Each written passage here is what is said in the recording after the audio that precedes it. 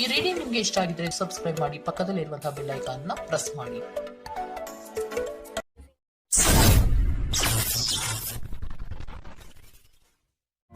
Bottom of the duck ಬಂದಿರುವಂತಹದ್ದು ನಿಮಗೆ queen of cups ಬಂದಿದೆ. ನಿಮ್ಮ ಲವ್ ಲೈಫಿನ ವಿಚಾರವಾಗಿ ಬಹಳ ಕೇರಿಂಗ್ ಅನ್ನ ಮಾಡ್ತಾ ಇರುವಂತಹದ್ದು, ಅದ್ರ ಬಗ್ಗೆನೇ ನೀವು ಯೋಚನೆಯನ್ನ ಮಾಡ್ತಾ ಇರುವಂತಹದ್ದು, ಒಂದು ಸ್ಟೇಬಲ್ ರಿಲೇಶನ್ಶಿಪ್ ಅನ್ನ ಉಳಿಸ್ಕೋಬೇಕು ಅನ್ನುವಂತಹ ಆಲೋಚನೆಯನ್ನ ಮಾಡ್ತಾ ಇರುವಂತಹದ್ದು ರೆಪ್ರೆಸೆಂಟ್ ಆಗ್ತಾ ಇದೆ. ಪಾಸ್ಟಿನ ಬಗ್ಗೆ ಹೇಳೋದಾದ್ರೆ ಎಲ್ಲವೂ ಚೆನ್ನಾಗಿಯೇ ಇತ್ತು. ಫುಲ್ ಕಾರ್ಡ್ ರೆಪ್ರೆಸೆಂಟ್ ಆಗ್ತಾ ಇದೆ ಅಂದ್ರೆ ಜಾಯ್ಫುಲ್ ಆಗಿತ್ತು, ಚೆನ್ನಾಗೇ ಮಾತಾಡ್ತಾ ಇದ್ರಿ, ಖುಷಿಯಾಗಿದ್ರಿ, ಖುಷಿಯಾಗಿ ಓಡಾಡೋದು ಎಲ್ಲವನ್ನ ಕೂಡ ನೀವು ಮಾಡಿರುವಂತಹದ್ದು ರೆಪ್ರೆಸೆಂಟ್ ಆಗ್ತಾ ಇದೆ.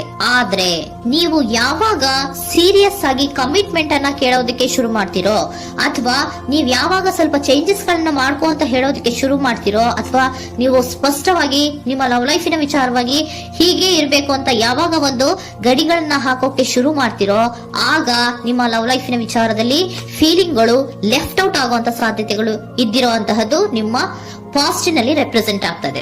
ನೀವೇನಾದ್ರೂ ಹಾಗಿರ್ಬೇಕು ಹೀಗಿರ್ಬೇಕು ಅಂತ ಏನಾದ್ರೂ ನೀವು ಅವ್ರಿಗೆ ಹೇಳಿದ್ರೆ ಅವರು ನಿಮ್ಮಿಂದ ಸ್ವಲ್ಪ ಸ್ವಲ್ಪ ದೂರ ಹೋಗಿರುವಂತಹದ್ದು ರೆಪ್ರೆಸೆಂಟ್ ಆಗ್ತಾ ಇದೆ. ಯಾಕಂದ್ರೆ ನೀವು ಖುಷಿಯಾಗಿರ್ಬೇಕು, ಸಂತೋಷವಾಗಿರ್ಬೇಕು ಅಷ್ಟನ್ನ ಮಾತ್ರನೇ ಅವರು ಎಕ್ಸ್ಪೆಕ್ಟ್ ಅನ್ನ ಮಾಡುವಂತಹದ್ದು. ಈಗ ಸದ್ಯದ ಮಟ್ಟಿಗೆ ಅವರು ನಿಮ್ಗೆ ಯಾವುದೇ ರೀತಿಯ ಸೀರಿಯಸ್ ಕಮಿಟ್ಮೆಂಟ್ ಗೆ ಒಳಗಾಗುವಂತ ಸಾಧ್ಯತೆಗಳು ಯಾವುದು ಇದ್ದಿರೋ ಮಟ್ಟಿಗೆ ನಿಮ್ಮ ಪಾಸ್ಟ್ ನಲ್ಲಿ ರೆಪ್ರೆಸೆಂಟ್ ಆಗ್ತಾ ಇಲ್ಲ.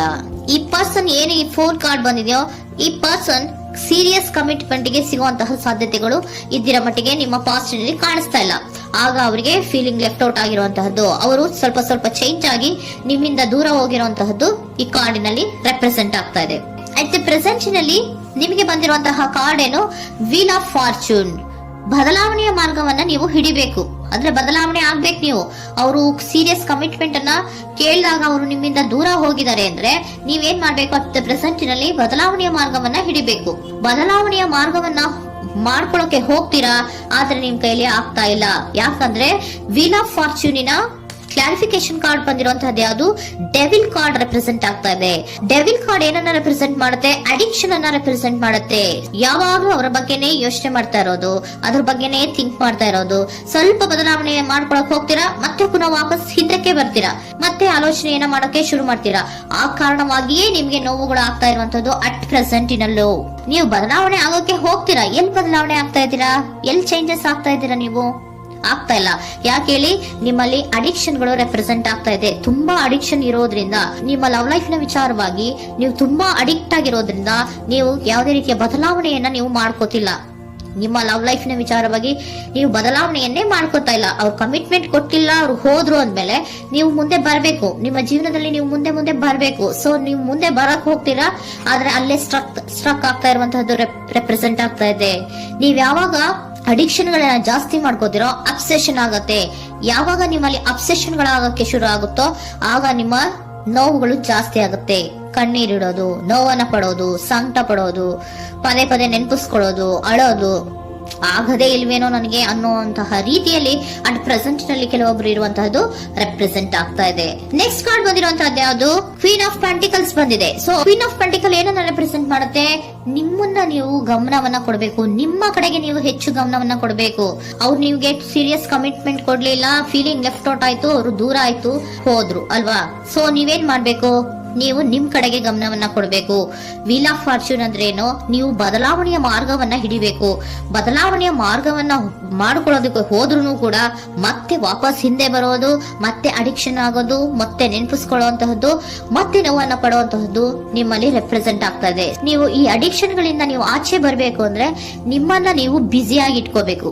ಟೈಮ್ ಇದ್ರೂ ಕೂಡ ಮತ್ತೆ ಪುನಃ ಹಿಂದೆ ಬಂದು ನೀವು ಆಲೋಚನೆ ಮಾಡುವಂತಹ ಸಾಧ್ಯತೆಗಳು ಇದೆ. ಅದಕ್ಕೆ ನೀವು ಅಟ್ ಪ್ರೆಸೆಂಟ್ ನಲ್ಲಿ ನೀವು ಆ ಫೀಲಿಂಗ್ ಇಂದ, ಈ ನೋವಿನಿಂದ ನೀವು ಆಚೆ ಬರ್ಬೇಕಂದ್ರೆ ನೀವೇನ್ ಮಾಡ್ಬೇಕು, ಸ್ವಲ್ಪ ಏನಾದ್ರೂ ಬ್ಯುಸಿ ಆಗ್ಬೇಕು, ಕೆಲಸಗಳನ್ನ ಮಾಡೋದಕ್ಕೆ ಶುರು ಮಾಡ್ಬೇಕು. ನಿಮಗೆ ಗೊತ್ತಿರುವಂತಹ ಯಾವ ಕೆಲಸವಾದ್ರೂ ಸರಿ, ನೀವು ಸ್ವಲ್ಪ ಬ್ಯುಸಿ ಆಗಿರೋದಕ್ಕೆ ಪ್ರಯತ್ನವನ್ನ ಮಾಡ್ತಾ ಇರುವಂತಹದ್ದು, ಮಾಡುವಂತಹದ್ದು ರೆಪ್ರೆಸೆಂಟ್ ಆಗ್ತಾ ಇದೆ. ಕೆಲವೊಬ್ರು ಮಾಡ್ತಾ ಇದ್ದೀರಾ, ಕೆಲವೊಬ್ರು ಮಾಡುವ ಕಡೆಗೆ ಆಲೋಚನೆಯನ್ನ ಮಾಡ್ತಾ ಇರುವಂತಹದ್ದು ಅಟ್ ಪ್ರೆಸೆಂಟ್ ನಲ್ಲಿ ರೆಪ್ರೆಸೆಂಟ್ ಆಗ್ತಾ ಇದೆ. ಇಮಿಡಿಯೇಟ್ ಫ್ಯೂಚರ್ ನಲ್ಲಿ ಏನ್ ರೆಪ್ರೆಸೆಂಟ್ ಆಗ್ತಾ ಇದೆ, ನೈಟ್ ಆಫ್ ಸೋರ್ಟ್ಸ್ ರೆಪ್ರೆಸೆಂಟ್ ಆಗ್ತಾ ಇದೆ.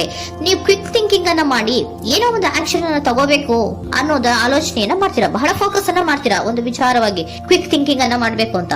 ಮತ್ತೆ ಪುನಃ ಏನ್ ಮಾಡ್ತೀರಾ, ನಿಮ್ಮ ಮುಂದೆ 2 ಆಪ್ಷನ್ಗಳು ಬಂದ್ಬಿಡುತ್ತೆ. ಯಾವ್ದು ಮಾಡ್ಲಿ, ಹೇಗ್ ಮಾಡ್ಲಿ, ಏನ್ ನನ್ ಕೈಲಿ ಆಗ್ತಾ ಇಲ್ವಲ್ಲ ಮರೆಯೋದಕ್ಕೆ, ಮುಂದೆ ಹೋಗೋಣ ಅಂತೀನಿ, ಮತ್ತೆ ಏನಿದು ಕನ್ಫ್ಯೂಷನ್ ಅಂತ ಮತ್ತೆ ಕನ್ಫ್ಯೂಷನ್ ಅಲ್ಲಿ ಇರುವಂತಹದ್ದು ಇಮಿಡಿಯೇಟ್ ಫ್ಯೂಚರ್ ನಲ್ಲಿ ರೆಪ್ರೆಸೆಂಟ್ ಆಗ್ತಾ ಇದೆ. ನೀವೇನ್ ಮಾಡ್ಬೇಕು, ಈ 2 ಆಯ್ಕೆಗಳಲ್ಲಿ ನಿಮಗೆ ಯಾವ ಆಯ್ಕೆ ಬೇಕು ಅನ್ನೋದನ್ನ ಫಸ್ಟ್ ಆಲೋಚನೆಯನ್ನ ಮಾಡಿ ನಂತರ ನಿರ್ಧಾರವನ್ನ ಮಾಡಬೇಕಾಗುತ್ತೆ.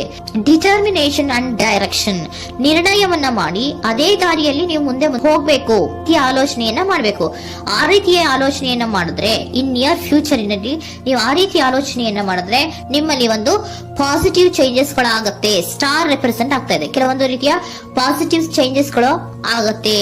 ನಿಮ್ಗೆ ಏಂಜಲ್ ಗೈಡೆನ್ಸ್ ಏನ್ ಕೊಡ್ತಾರೆ ಅನ್ನೋದನ್ನ ನೋಡೋಣ. ನಾಟ್ ದ ರೈಟ್ ಟೈಮ್, ಇದು ಕರೆಕ್ಟ್ ಆಗಿರುವಂತಹ ಟೈಮ್ ಅಲ್ಲ. The situation will improve, situation ಅನ್ನೋದು ಇಂಪ್ರೂವ್ ಆಗುತ್ತೆ ಯಾವಾಗ, ಇಫ್ ಯು ಬಿಲೀವ್, ನೀವು ನಂಬಿಕೆ ಇಟ್ಟಾಗ ಮಾತ್ರ ಸಿಚುಯೇಷನ್ ಅನ್ನೋದು ಇಂಪ್ರೂವ್ ಆಗುವಂತಹದ್ದು. ಏನೀಗ ಬೇಜಾರಿನಿಂದ ಇದ್ದೀರಲ್ಲ, ಈ ನೋವು ಯಾವಾಗ್ಲೂ ಶಾಶ್ವತವಾಗಿ ಇರುವಂತಹದ್ದು ಅಲ್ಲ. ನಾಟ್ ದ ರೈಟ್ ಟೈಮ್, ಇದು ಕರೆಕ್ಟ್ ಆಗಿರುವಂತಹ ಸಮಯ ಅಲ್ಲ, ಸ್ವಲ್ಪ ವೇಟ್ ಮಾಡು, ನೀವು ಚೇಂಜಸ್ ಮಾಡ್ಕೊಳ್ಳೋ ಕಡೆಗೆ ಹೆಚ್ಚು ಗಮನವನ್ನ ಕೊಡು, ಅಲ್ಲಿ ಚೇಂಜಸ್ ಆಗತ್ತೆ ಅನ್ನೋದನ್ನ ಏಂಜಲ್ ಗೈಡೆನ್ಸ್ ನಿಮ್ಗೆ ಕೊಡ್ತಾ ಇದ್ದಾರೆ. Surrender your full power, your life is a calling for you to step into your full power rather than playing it small. ನೀವು ಧೈರ್ಯವಾಗಿ ಒಂದು ಹೆಜ್ಜೆಯನ್ನ ಮುಂದಕ್ಕೆ ಇಡಬೇಕು. ಸೊ ಮುಂದೆ ಹೋಗುವಂತಹ ಆಲೋಚನೆಯನ್ನ ಮಾಡಬೇಕು. ಪವರ್ ಇಂದ, ನಿಮ್ಮಲ್ಲಿರುವಂತಹ ಪವರ್ ಅನ್ನ ಯೂಸ್ ಮಾಡ್ಕೊಳ್ಳಿ. ಯಾಕೆ ನನ್ನಲ್ಲಿ ಏನು ಇಲ್ಲ, ನನ್ನ ಕೈಲಿ ಏನೂ ಆಗಲ್ಲ ಅಂತ ಯಾಕೆ ಕೂತಿದ್ದೀರಾ? ನೀವು ಏನ್ ಮಾಡ್ಬೇಕು, ಬಹಳ ಧೈರ್ಯದಿಂದ ಮುಂದಕ್ಕೆ ಹೋಗಿ ಅನ್ನೋದನ್ನ ನಿಮ್ಗೆ ಸರೆಂಡರ್ ಕಾರ್ಡ್ಗಳು ಕೂಡ ಹೇಳ್ತಾ ಇದ್ದಾರೆ.